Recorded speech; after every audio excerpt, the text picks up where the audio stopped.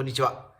音の静かなタイヤと高速道路での快適なホイールバランスを作り出す平ゴム工業所鈴木義雄です。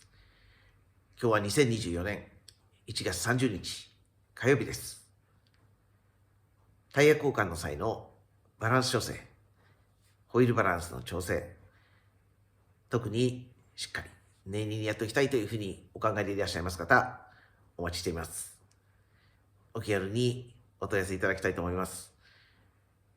店舗の LINE を用意しています。こちらの LINE の方からお問い合わせいただけます。また LINE が大変な方、直接話が聞いてみたいという方は、お電話の方でお待ちしています。ありがとうございます。